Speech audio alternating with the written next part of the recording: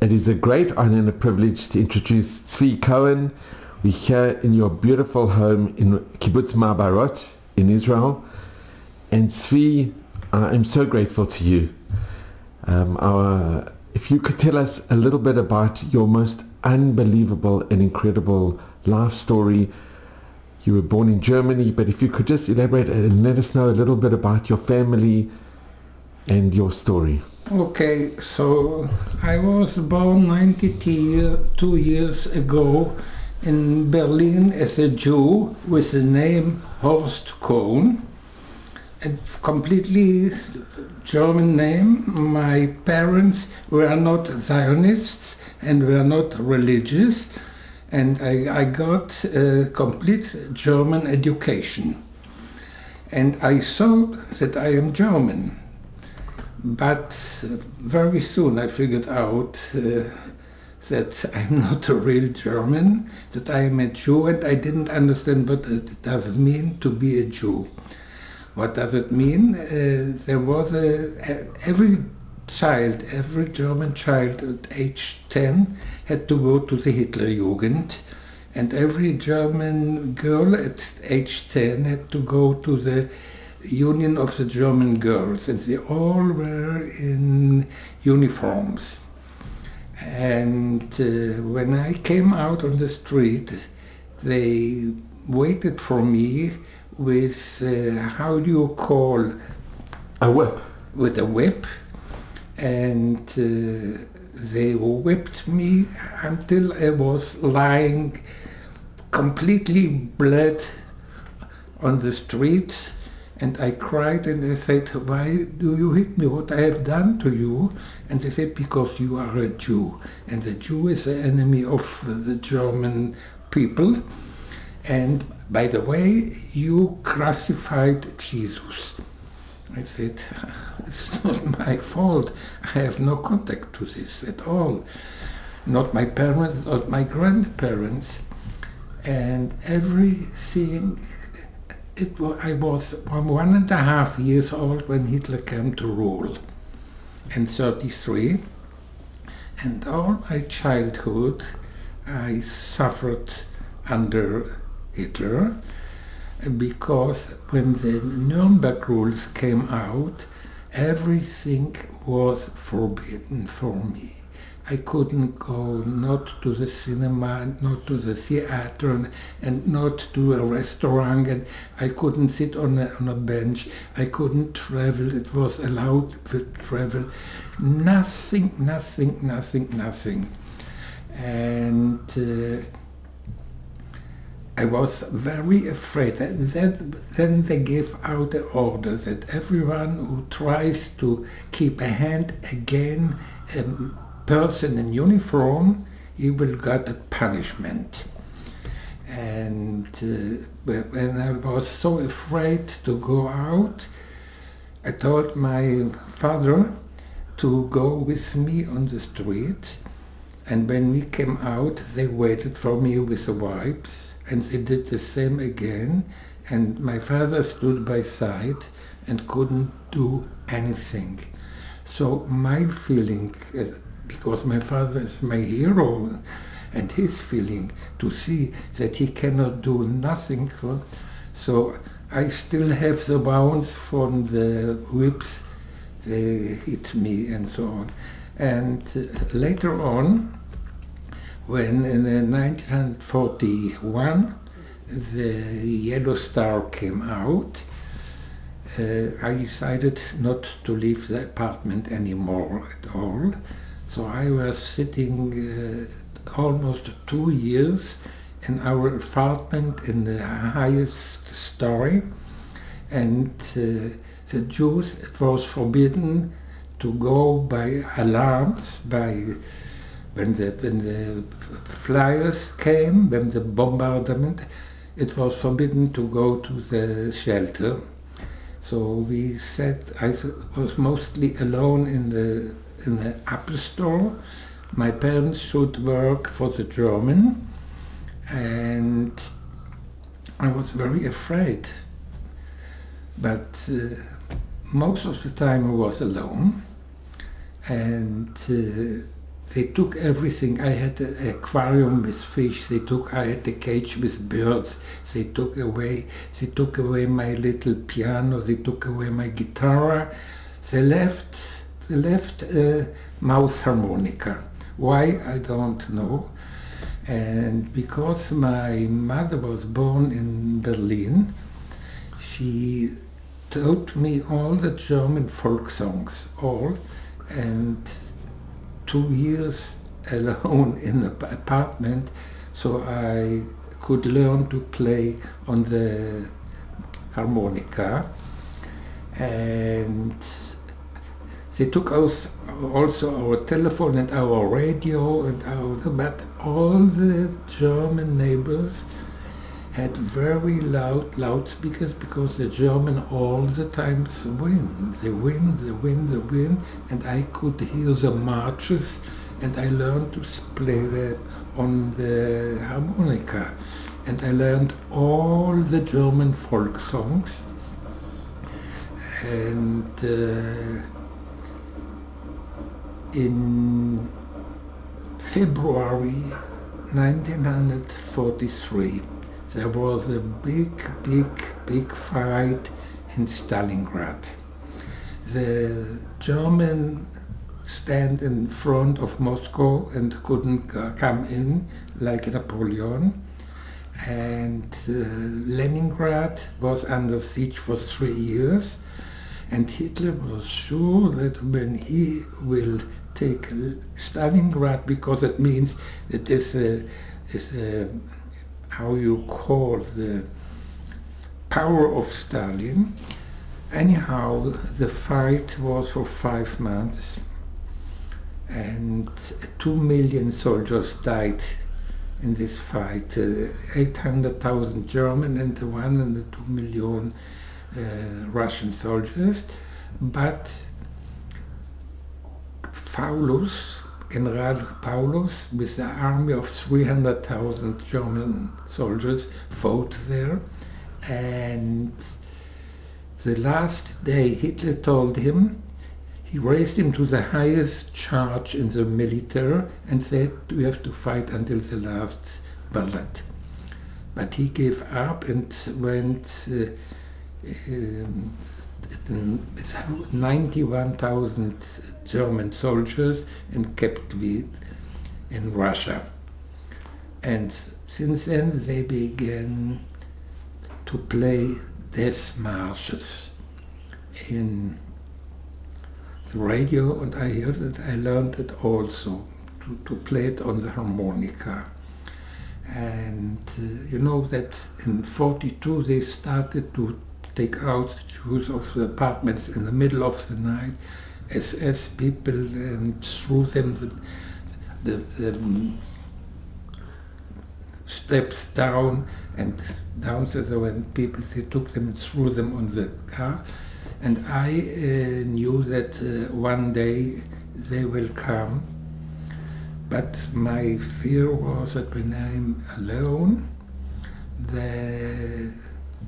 I will not survive.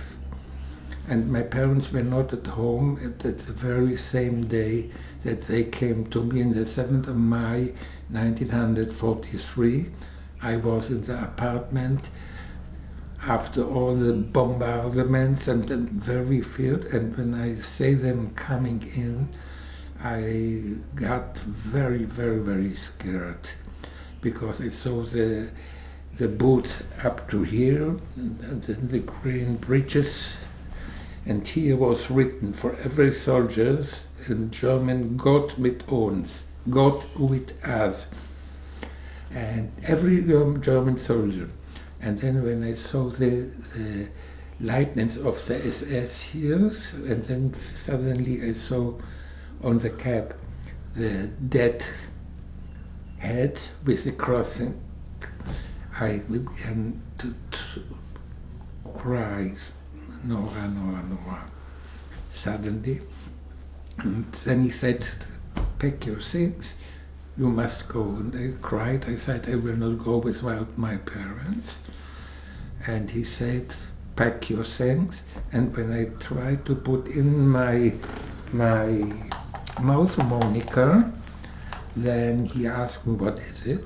And I said, it's a harmonica, crying. And he said, what you are doing with it? Question. And I said, I play, but all I'm crying, and he gave me order, play. Or if you don't follow the order of each else, you get a bullet in your head. And then what can I play for him?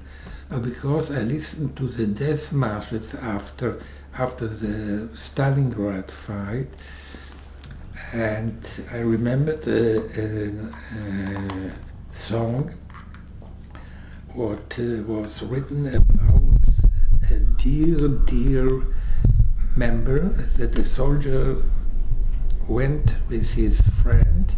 They went to fight, and suddenly a bullet came, and he asked, is it for him or is it for me? It was for him, and he fell, and he couldn't fight anymore, and then he said, farewell, my best comrade.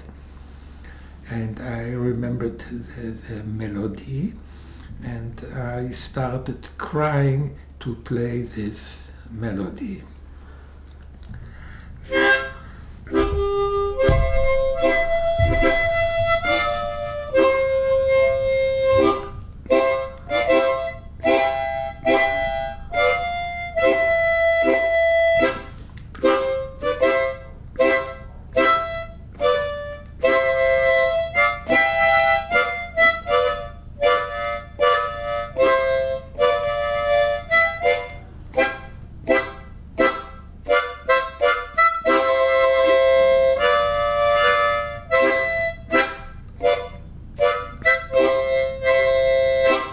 He stood so, and I could see a tear in his eye.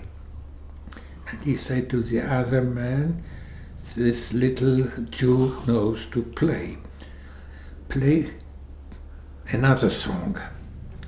So I felt already that maybe that I reached him, and what I'm playing now. And then I remember the song of Marlene Dietrich, of the Blue Angel, in the movie The Blue Angel, Lily Marlene. And Marlene Dietrich, she was a German actor, but she hates Hitler, and she left and went to England, and there he taught the English army this song, because the German army marched with this song of Lily Marlene, but the English army went also with the same song in English. So I played this song.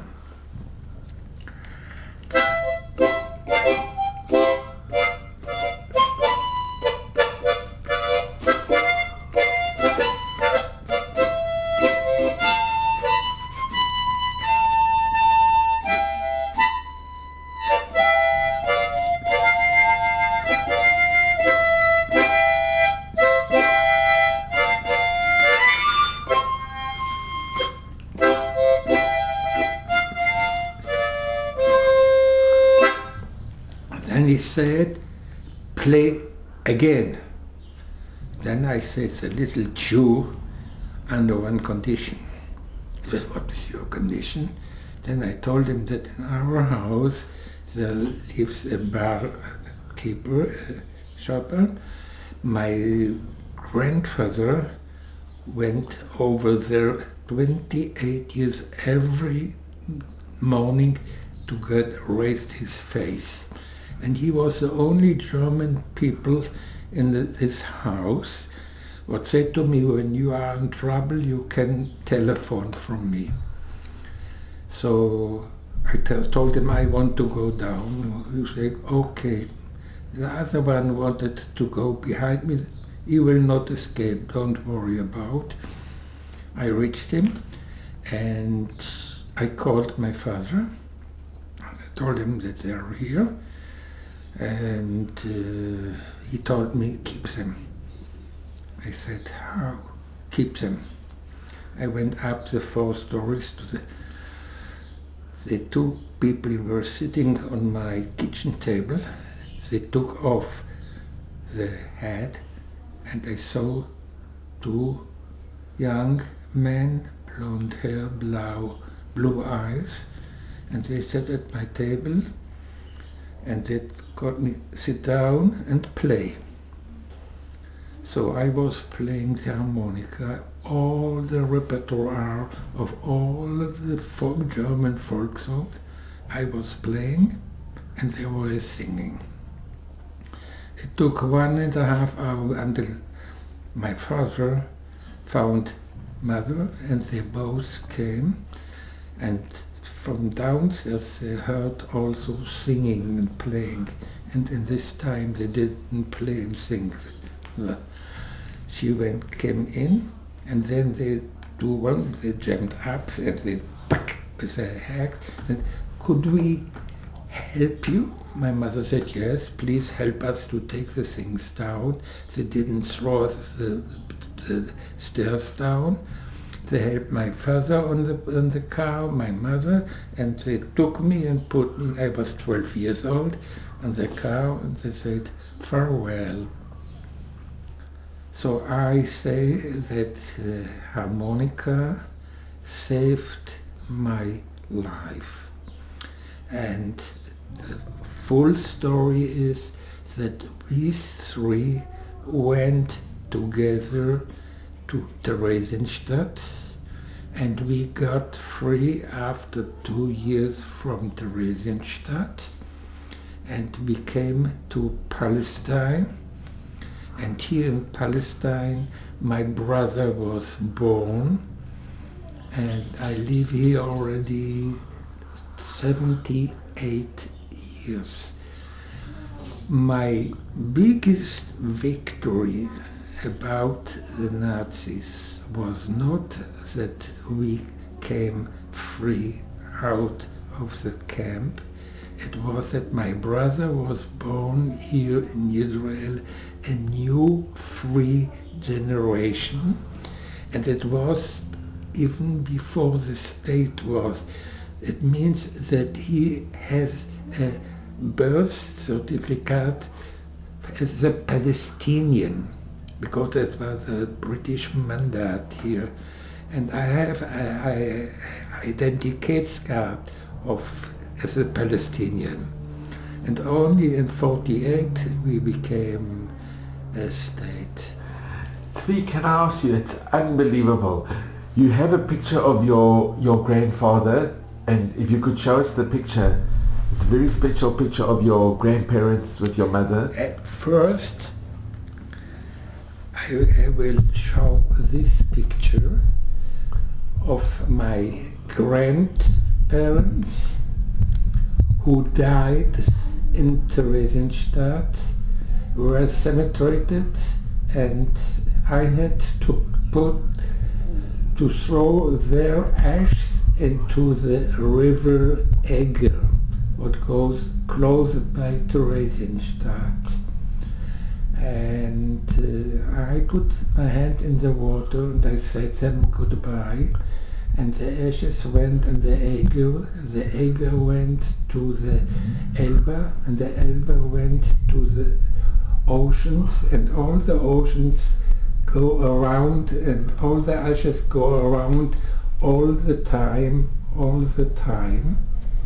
And 45 years later, on the same place stand Václav Havel, the president of Czechoslovakia, and Ezer Weizmann, the president of Israel, and put roses with candles in the water on the same place to remember what happened there. And your grandfather, he's in the picture. He's on the right. Here on the left is my grandfather, and on the right is my grandmother. The ashes I threw into the water, and in the middle is my mother with her brothers and sisters, and my cousin and his mother. And this was taken in Berlin. It was taken in Berlin in 1929, 2 years before I was born.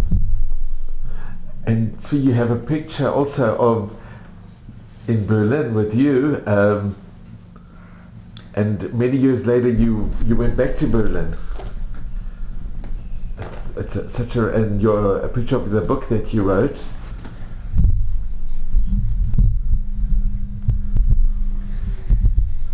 This picture of my book.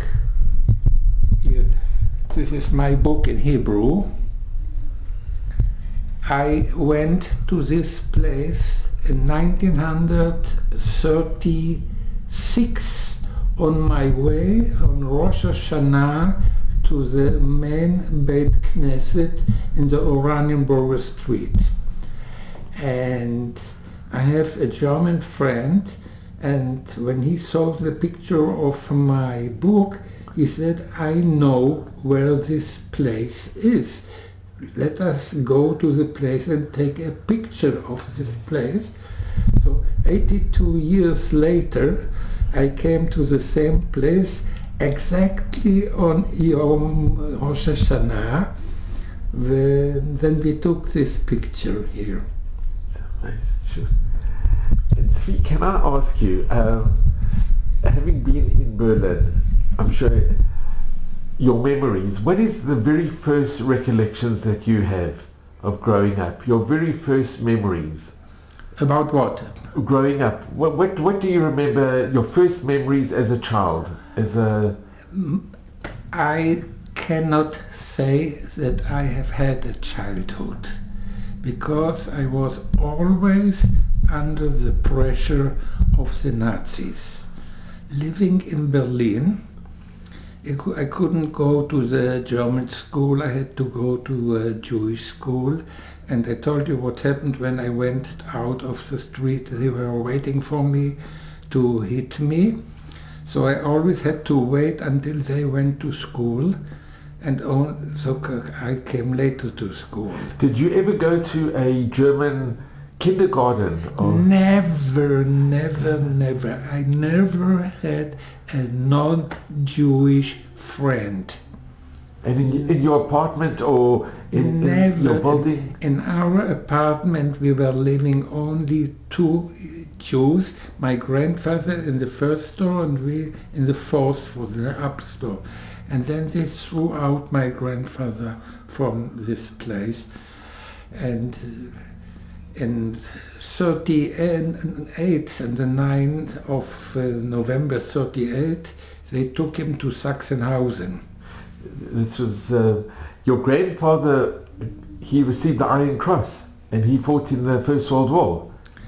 And my mother figured out that in the German law was a paragraph written that people over 65 cannot be on a work camp, so they called the concentration camp. And she went to the highest policeman in Berlin and showed him this article, and then they released my grandfather. And I couldn't remember him because he was very skinny and he cried. They hit my head, my legs. It was terrible, really terrible. And the same grandfather, later I figured out that he was in Theresienstadt, and I was with him a few hours before he died, and my grandmother died. They both died on the same day without to know each from the other. And because in Theresienstadt there was I forgot the name, where they burned the people. A crematorium. A crematorium, yes. And there were 4 stoves, and they were on the same day cremated. It takes about, it's a temperature about 2,500 degrees, and it takes about 17 minutes, and it's only ash. No teeth, no bones, only ash. And the Jew has to take out the ash and to put in little boxes, very little grey boxes, and to put a label on the name of the people who were born and were died. And later on, when at the end, it was mostly at the end of 1944, I, with other children, get the order to take 22,000 boxes to put them out, and I found in the letter H, 2 boxes, one beside the other, and one was with Ethel Heller, my grandmother, and Gustav Heller, my grandfather. So then I took them, my grandfather on the one hand and grandmother on the other hand, and all the other kids, they laughed because the death was the most normal thing in Theresienstadt. And then I brought the boxes, so we went out. We had to put the boxes on wagons. I kept them. And then we went 100 meters, and there's the river Eger, and there we got the order to push it in the river. So I pushed the ash of my grandfather and my grandmother in the water. I put the hand in. This was the way. It must have been so emotionally difficult, so sure, incredibly difficult. Anyhow, I was happy because I buried them. I know where I buried them, and every time when I came with groups to Theresienstadt, I went to this place, but it's my graveyard. So, Tzvi, can I ask you, when you were taken on the tracks, when the Germans put your parents and you, and thank God you were together with your parents, because if you would have been by yourself, you wouldn't have survived. So that is the reason that my book, what I wrote the harmonica saved our lives. This is the name of my Hebrew and my German book. And what happened when you came to Theresienstadt? What happened when you came to Theresienstadt? Oh, in Theresienstadt, you know, there 35,000 people died in Theresienstadt from hunger. The German didn't kill in Theresienstadt people. They didn't shoot them, they didn't hang them. They didn't give them to eat. They let them die, simply die. And they were with white hands, clean hands. And another thing was that the German gave order to the Jewish Ältestenrat, that was, to make a list of Jews to the transport. So not the German makes the list, the Jews makes the list. So it means that the Jews send the Jews to death. They didn't know that it's death, but they know that it's not good. So the German could stay there clean. They didn't kill people.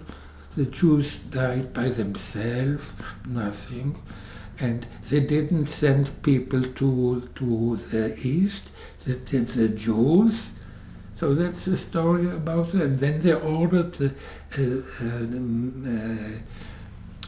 Red Cross mission to see the conditions in Theresienstadt, and the part where they went through, they made clean and everything, the biggest bluff.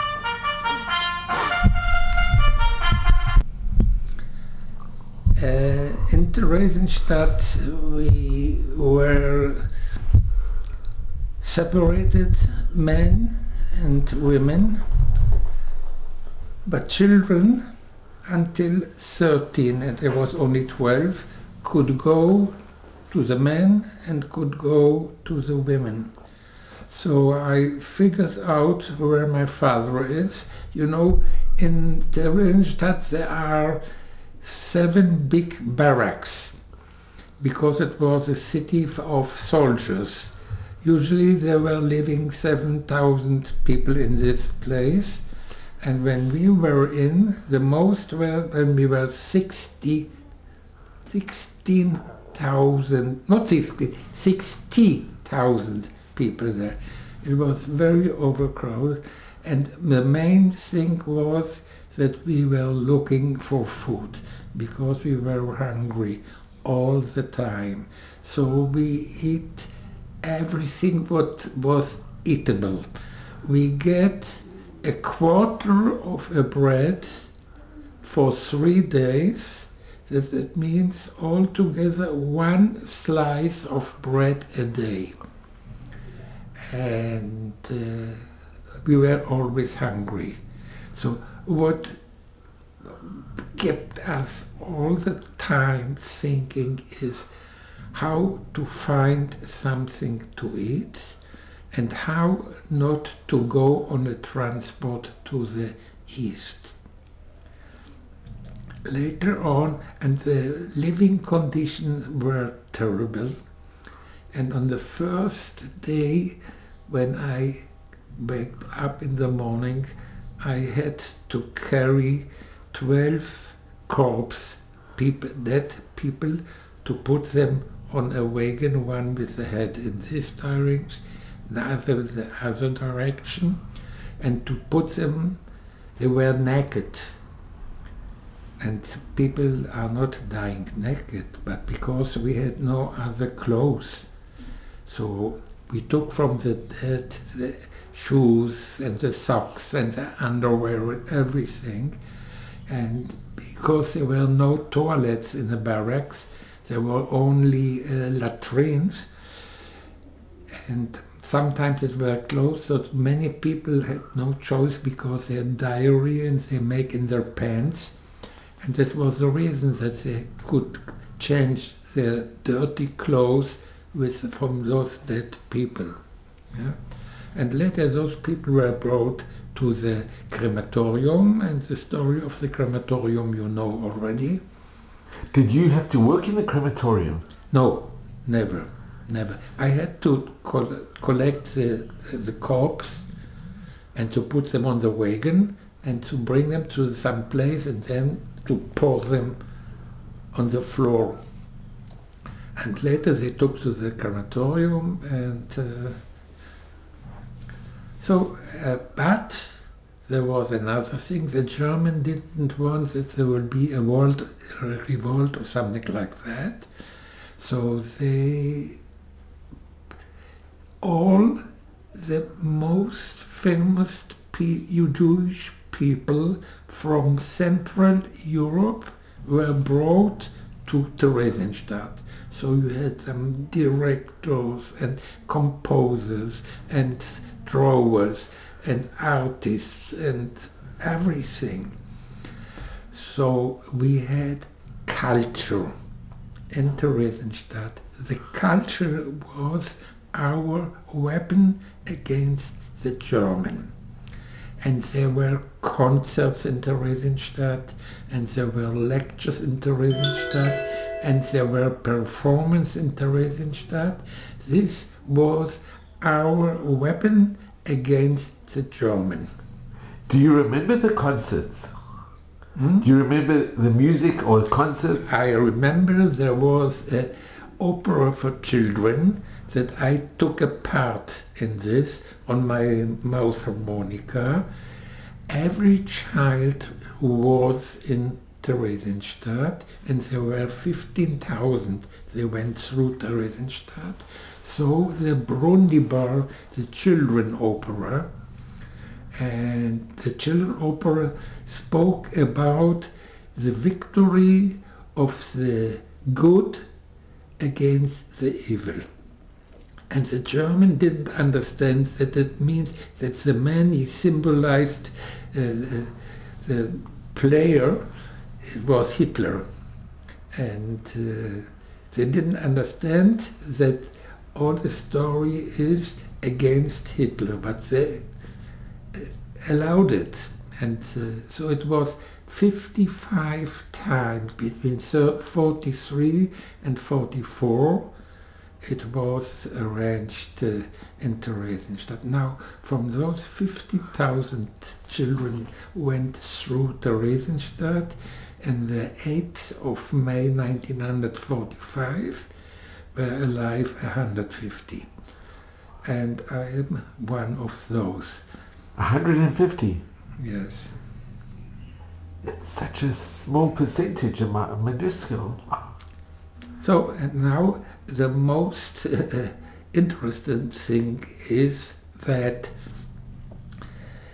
at the 4th of February 1945, 3 months before the end of the war, came an order from the SS, not from the Jews, to volunteer to a transport to Switzerland.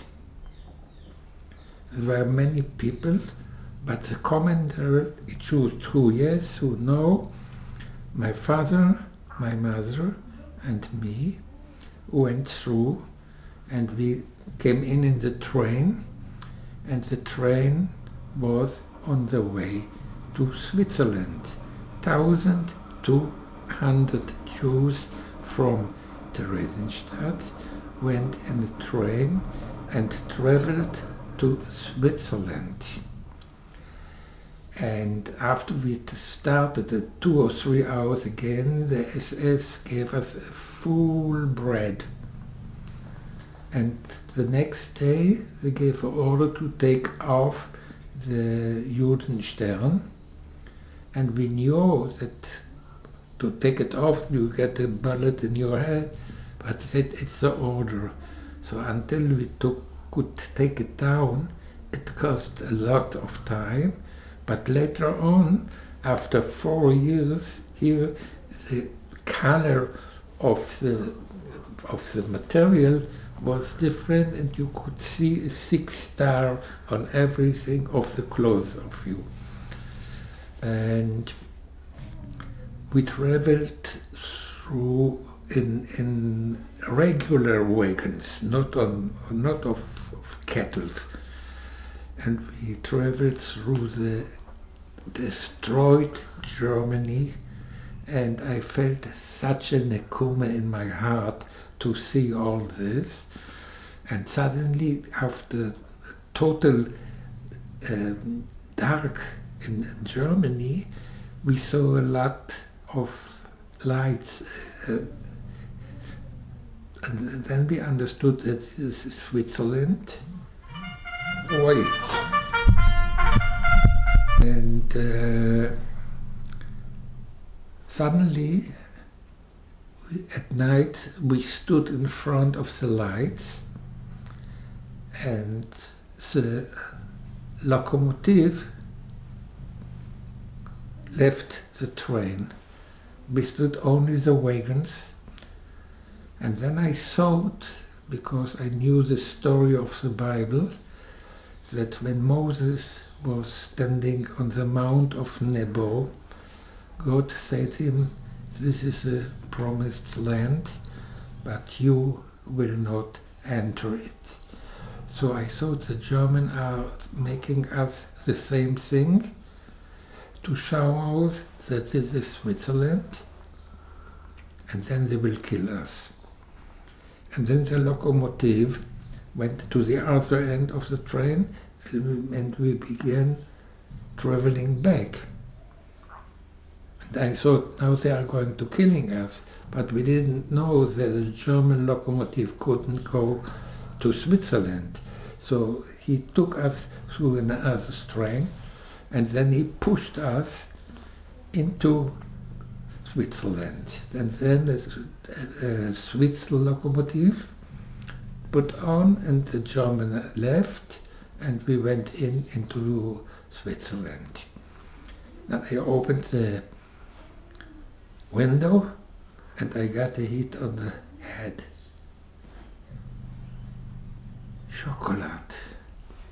And I wanted to eat it, to take it, and my father gave me a clap on my hand, like, 1 piece only. One piece only. Now from the 1,200 people who went into Switzerland, died 300 people within 1 month with stomach. Because of the hunger, it was very, very, very small. And you should learn to eat. Slowly, slowly begin. Because we were not used to eat. It's amazing that your father knew this, because a lot of people overate and they died from exactly what you said. Yes, so he saved me and so on. And then we came in a wonderful place in Switzerland, but we were under curfew, closed for quarantine for 6 weeks. Well, which town did you come to? Do you remember? We were divided 1,200 people into 3 groups, every group 400 people, and every group came to another place, and we came to Engelberg. It's a wonderful place. And you were together with your parents? All the time together with my parents.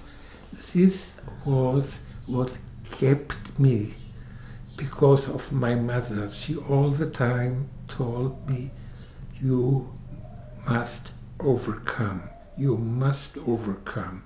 So she helps me even in the hardest time, when the hunger was really, really very hard. I can tell you that I found a boy from the Vienna choir, and I went with him to the barracks. I played on the harmonica and he was singing, and people came down, and we stand with a hat here, and they put a little piece of bread in this. So what we get at once in one performance, we get 10 times more than the ration what we have get of bread. And this was the part what saved our life. Yes. And so can I ask, in Theresienstadt, what did you do during the days? What could you do? You must know that in Theresienstadt there were 90% Jews from Czechoslovakia and only 10% from other countries, from Germany, from Austria, from Denmark and from Hungary.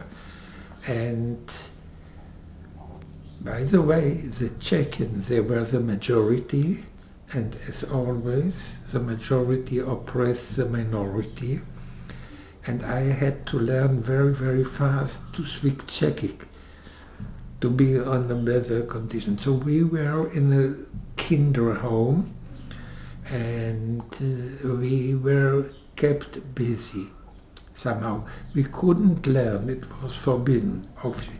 The Czechian children, they could learn.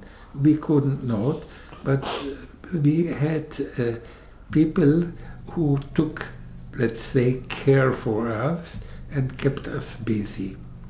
So this was, and when I reached the age of 13, I had to begin to work. And then I was, I don't know how you call it in English, a run boy, to bring orders from one place to another place, and this was connected with food. So I had was in position to get something more to eat and even to bring something to my parents. And see, how did your parents manage not to be put onto the transport? Yes, sure, because of 2 reasons. My mother worked all the 2 years in a factory for the German Luftwaffe, for the German Air Forces, so she was not sent. And my father was a tailor, the only Jewish tailor in all Germany, that he was a master. So they took him immediately to make the uniforms for the SS. So he was not taken also. This was our luck. And can I ask you, see, how come they decided to send the train to Switzerland? It's unbelievable. It's unbelievable. So the story is very simple.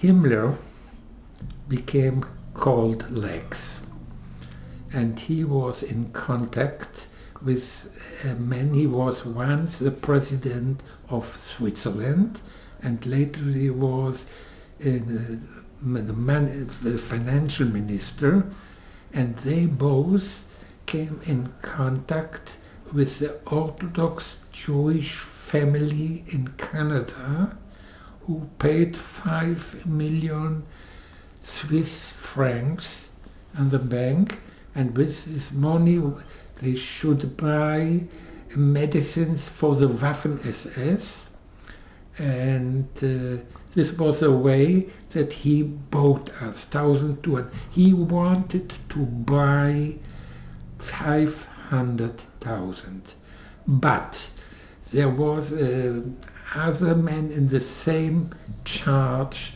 like Himmler, and he went to Hitler and he told him the story about this, and Hitler became crazy, and because he needed still Himmler, but all the Germans, they took part in this business, were hanged.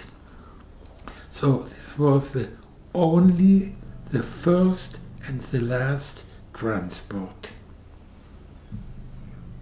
And how did your parents get on? Because they could have thought maybe this is a deception. How did they know that it was going to really take to Switzerland? They didn't know, but because my father worked for the SS, maybe that he heard something, that he knew something, and this was the reason that we volunteered. And going into Switzerland and having freedom, it must have been the most incredible experience. Okay, so when we were under those 6 weeks closed, somebody said I was the only child. And they said, let's check the boy if he's healthy, because in Dresdenstadt was typhus and other things. They figured out that I'm healthy, and they let me out, only me. And that was first time in my life free. And the people asked me, you are the child of Dresdenstadt? And I said, yes. How was it? And when I told, no one believed. Because it was still 3 months before the end of the war. So I said I will not speak anymore. And then a man from the Jewish agency met me and asked me if I want to go to Palestine. I said, what shall I do there? Then he said, okay, you can go to a kibbutz. I asked him, what is a kibbutz? Oh, he said, it's a nice place that girls and boys are working together, learning together, singing together, dancing together. And I told him that it sounds nice, but I'm 14 years old and I cannot decide on myself. You have to talk with my parents and you have to wait until the quarantine will be over. And then later he met my parents, and we didn't know who is alive from the family. We couldn't go home, we had no home. And we were allowed to stay in Switzerland only half a year. So he convinced that when they will send me to the Jewish Aliyah house, they can legally come to Palestine with a certificate. So they sent me to this Jewish Aliyah home, and we went on a boat and traveled on an English military ship. They brought us to Palestine. Did you go with your parents? Together with my parents. And on a British military boat? Yes, yes, because it was legally not included in the white book. In the white paper, so it was no illegal immigration, this was, you had the certificate? And we came, and a lot of speech we didn't understand nothing, but there were fruits and food and so, and then we came to Athlete, and the next morning a man came and he asked me, "What's your name?" And I said, "Horst Cohen." And he said, "Do you have a Jewish name?" I said, "Yeah, I'm Herschele." And he said, "Herschele, it's Hirsch. Hirsch in Hebrew is Tzvi. And here we don't say Cohen, here we say Cohen. So from today you will be Tzvi Cohen." And the next day he took only me, because it was of the youth aliyah. And then the next day we arrived on the 1st of September 45, 4 months after the end of the war. And on the 2nd September I came to Kibbutz Mabarot. And since then I am here 70, 80 years already.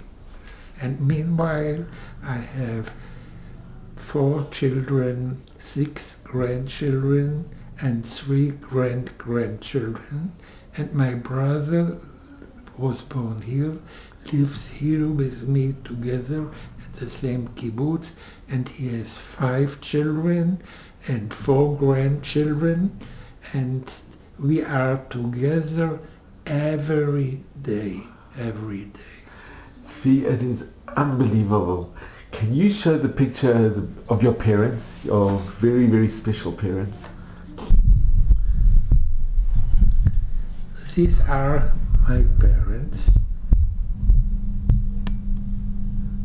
They were very courageous. They were very... I lived with them together here in the kibbutz 40 years.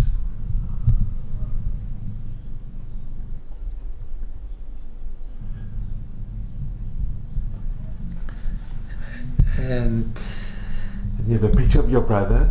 And Tzvi, you mentioned that you asked him, if you could just relate how you asked your mother that you want to have a brother, yes, or a sister. And this is me and my brother. What is his name? The average between us, not the average, the gap between us is 16 years. 16 years? 16 years, from the same father and from the same mother. But he was born with blonde hair and blue eyes, and his 5 kids have blonde hair and blue eyes, and his grandchildren have blue eyes and blonde hair. So he's a typical Arik type. Now you mentioned, and if you could also relate, that you asked your mother that you wanted to have a brother or a sister. Yes. And your mother made you a promise. She promised me. In 46, I went to her, Mama, you promised me something. And in 47, he was born. And this is the victory, my victory against the Nazi. It's incredible. It really is, and that is the victory. And Tzvi, can I ask, have you gone back to Germany? I know you have in that picture that you did many times. You've taken I went groups with? together with my brother. I am still today afraid to go by myself to Germany. So I say that he is my bodyguard, but not for my safety, for my psychology. I need him to be with me, to strengthen me, because after when I am telling my story, I am really exhausted. And it brings back all the memories, all the pain. And yes, so I went with him many years, at least 2 times to Germany until the Corona. And did you go to Theresienstadt as well? Have you ever been back to Theresienstadt? Yes. I went with groups together. They all went with me to the river, the place where I poured the ashes. Yes. And Tzvi, can I just ask, going back to Berlin and going back to Theresienstadt, is it extremely emotional when you go back? Yes, the first time it was very feeling. I felt.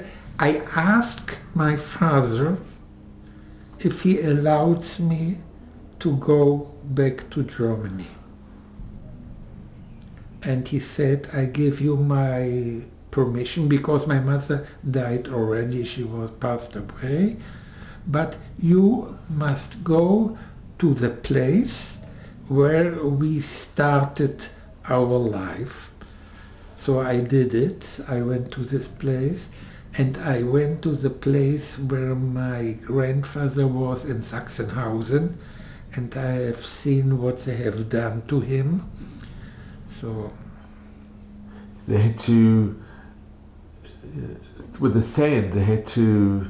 they had to do a terrible thing. They had to walk 12 hours on a special way where every few meters there were other stones and sand and water and so, and they had to figure out which leather is the best for the boots for the German army.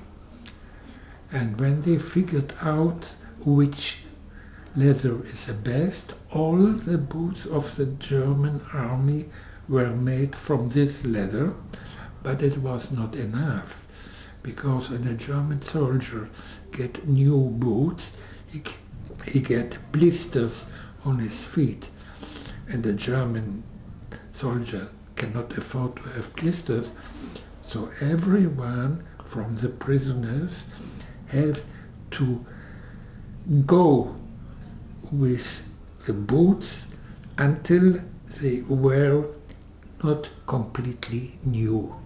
And then a certain German soldier became these boots.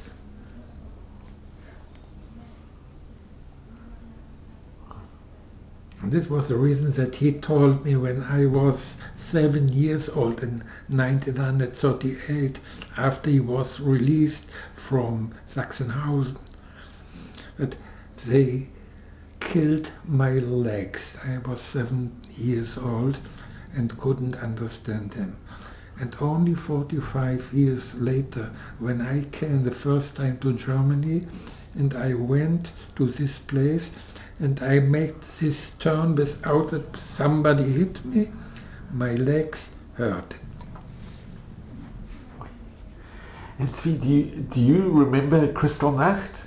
For sure. For sure. I was 7 years old, and I could hear how the SA and the SS went on the street and sang, "We are only happy when the blood of the Jews is on our knives."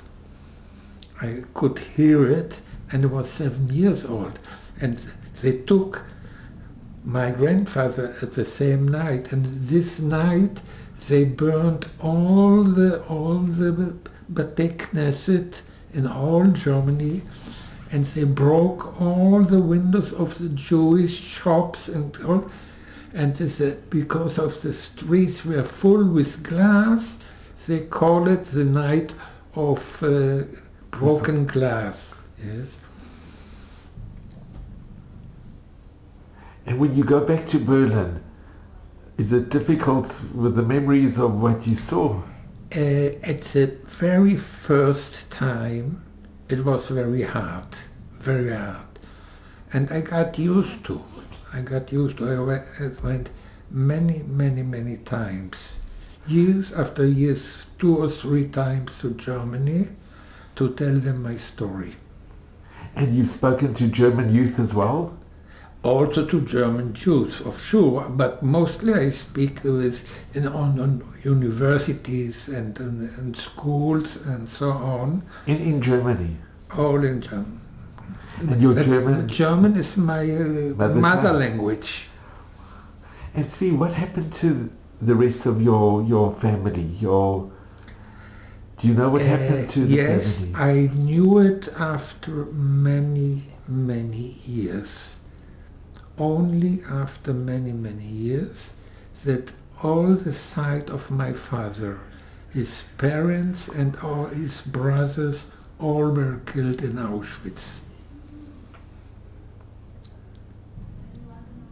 All the family, all. And how we figured it out, they were hidden in Berlin. Now, because of the attacks of the air forces of America and that, every apartment needed in front of the door a pail with water and a pail with sand, that if there is a fire that they could use it. And you think a full house, everyone has this, so sometimes it could help. And they were hidden, and my father didn't know, because he didn't want to know where they are hidden. His parents and his 3 brothers and 1 baby. And he put money on the bottom of the pail, and at night one of his brothers came and took the money out from them. And one day they didn't take it out, and next day they didn't take it out, and then my father knew that those who hid them, they went to the Gestapo and said, we have Jews here, and then they took them all family, all together. And this I knew only about 40 years ago, before, not until the book of the dead Jewish people, 56,000 Jewish dead people. There is a book, and there I found the names, and they found the date when they were sent to Auschwitz. This is such a big book. Tzvi, have you ever gone to Auschwitz? Have you ever been to Auschwitz? Have you visited Auschwitz? Yes, I was in all the camps, in Auschwitz and Majdanek, and with groups as a witness. And what happened to your mother's family? My mother's family, except my grandparents, her parents, who perished away in Theresienstadt, everyone was safe, could escape from Germany immediately after the 9th of November of 1938. So they are all alive. So they escaped after Kristallnacht? Yes, after Kristallnacht they escaped, and they also had a story because her sister went to China, to Shanghai, and the brother went, 2 brothers went to Palestine then, and 1 brother went to Belgium. But Belgium was captured by the German, but they survived because their son was in the resistance, and his wife was in Auschwitz. 4 years Auschwitz, not Birkenau, Auschwitz. And there was one capo she liked her and she saved her life. And after the end of the war, my cousin went to Auschwitz and found her there. And they got married and they went to the United States. So I have a family in the United States. But all this we figured out after years. Because you must know, in the first 10 years of Israel, every day 1 hour in the radio program, they called names who are alive. And so you could figure out that you have family alive. And then we figured out, we had a real first cousin of my father was in a ma'abara. You know what a ma'abara is? In Kfar Yona. It's about 4 kilometers from here. We didn't know. Then she went and she lived 7 years in Yafo. And then she went to the United States. And only when she met a person of our family Shama, then we figured out that she is alive. It took about 12 years until we knew that she is alive. And then we traveled to meet her and so on. So, and that meeting must have been unbelievable when you met her. Yes, so, and Tzvi, I just have to ask you, when you came here and you were young when you came to Israel. I was 14 years old. You went to school? I went to school, but the first year we had to learn Hebrew. We didn't know. In my group here in the school, we were 28 children, all from the Holocaust, from 8 different countries. So we couldn't speak within us, and we couldn't speak with the children here. So the only first year we worked only on Hebrew, that we could keep contact each other and also with the children of the kibbutz. And then we learned 2 years and we reached 48. And then I fought in the Independence War. And Tzvi, growing up, could you speak to your other children, or could you speak to your parents about what happened in the Shoah? My parents, they knew what happened. But did you speak to them a lot about it? We spoke a lot about it, all in German. But you did speak, and they were open to you speaking.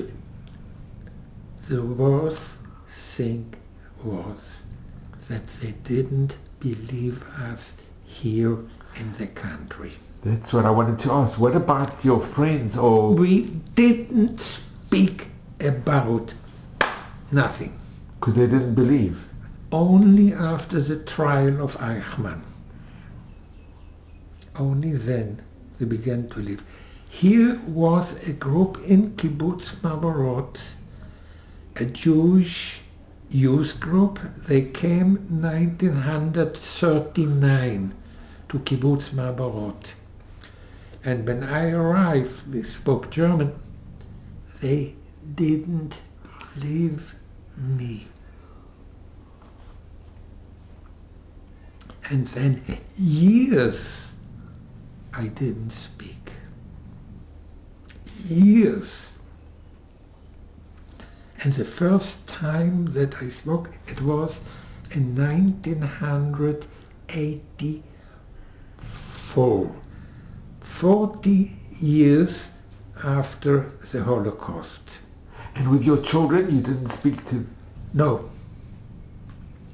Only after 84. So. And what was the impetus? It was an Independence Day, and I was asked to tell about my past.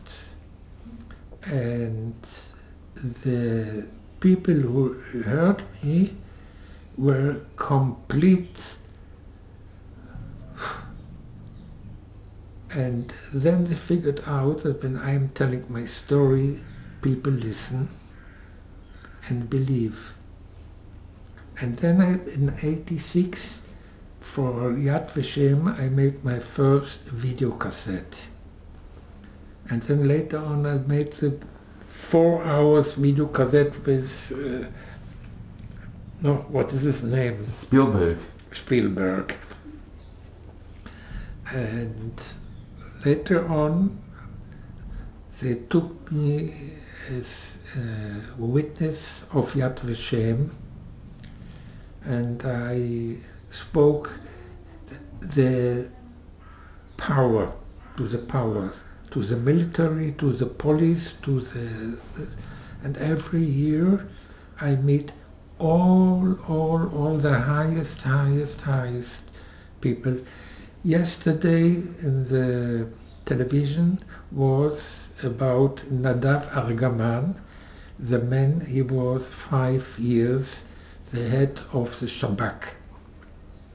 I met him personally, first with the head of the Shabak, and then he ordered me to come to his office to speak to all his team at his home. I can show you what I have got from him.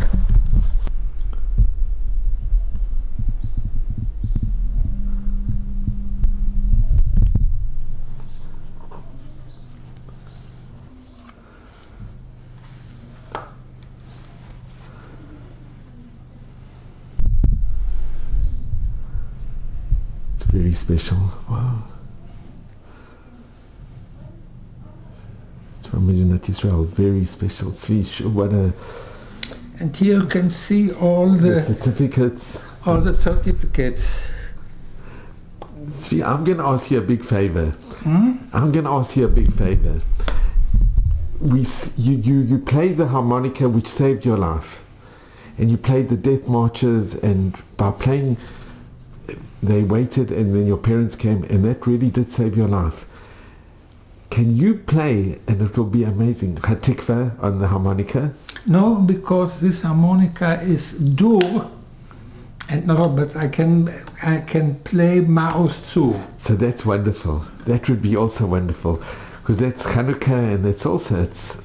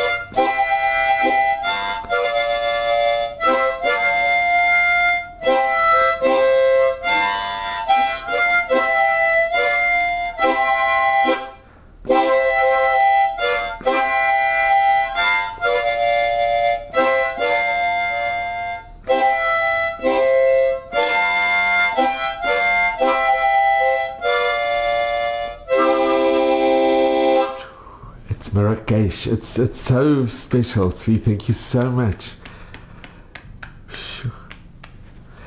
And Tzvi, I want to ask you, what message do you give to your children and grandchildren and to the future generations? Never again. We must be aware that we are not wanted. Not here on this place, because all the Arabs around, they only want to throw us in the sea. And not the Goyim all around, because there's a lot of anti-Semitism in the world.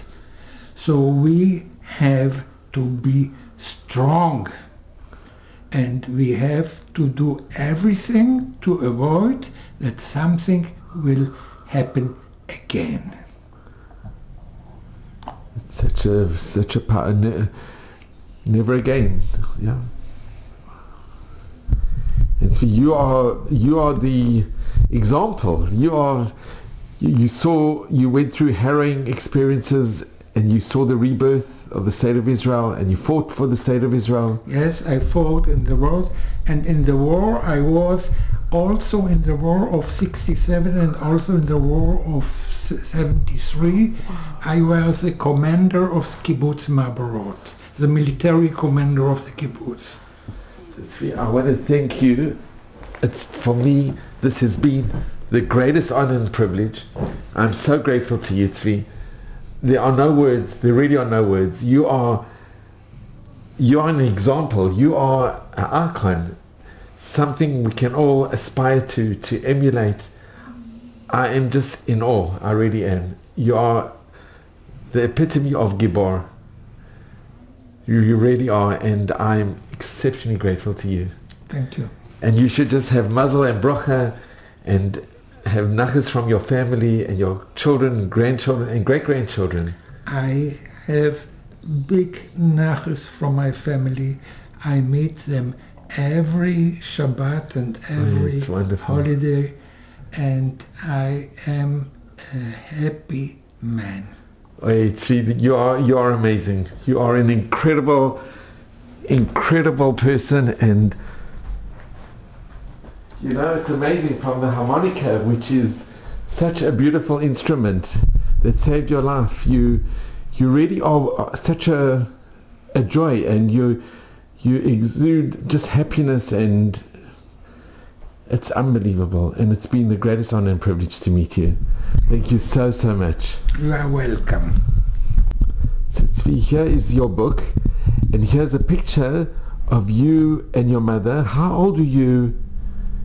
In 4 years. As a little boy, but I don't see the picture. See, just here I was 11 years old.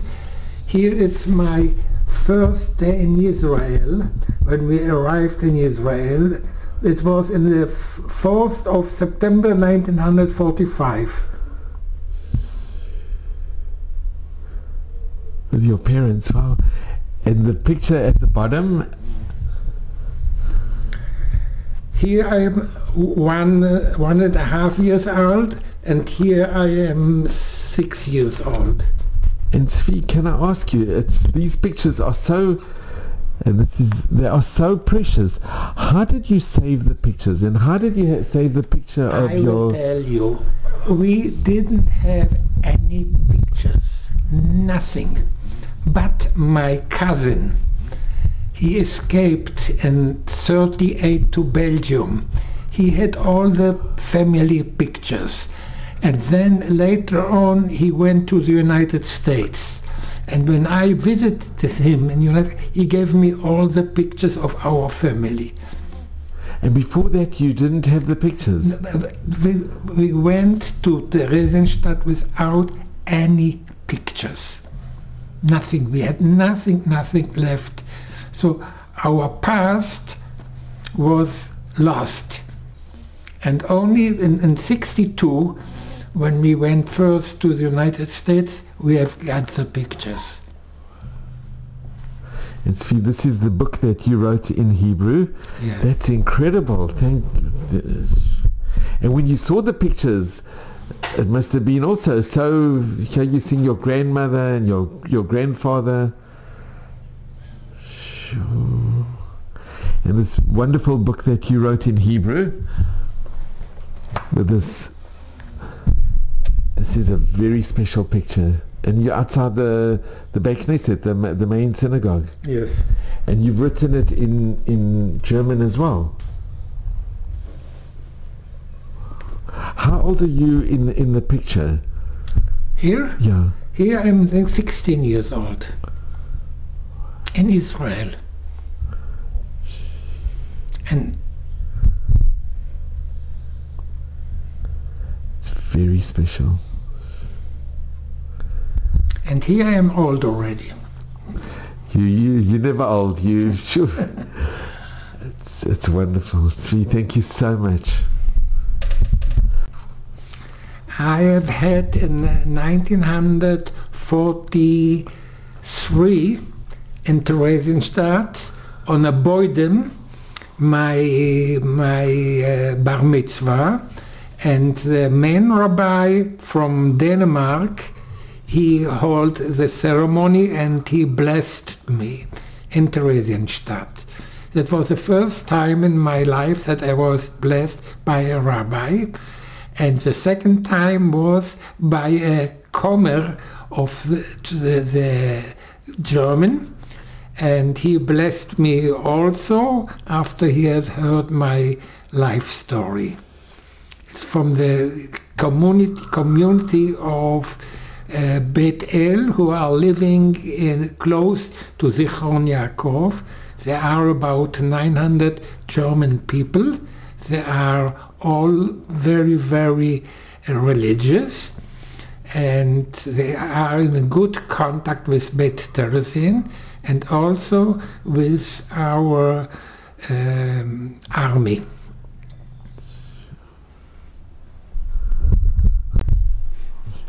The district of Emekrefer is in contact with a German city. It's called Siegen, and all the time, every year, a group of German kids are coming to Israel, to Bet Theresienstadt, and a group from here is going to Siegen.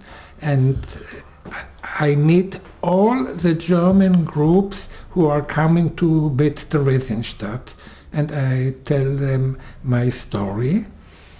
And I was also with my brother together in Siegen, and we met there many people, and I told to many people there my story.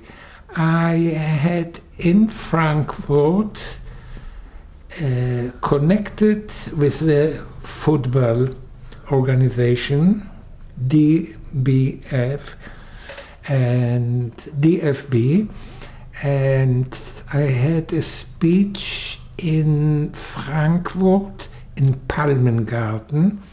I told a part of my story, and then I get a letter that there were 9.1 million people who listened to my story.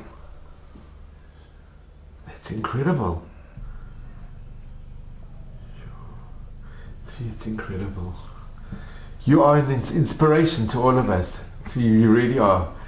Thank you so much, and you should just have Mazel Brocha and Admei Vesrim in good health.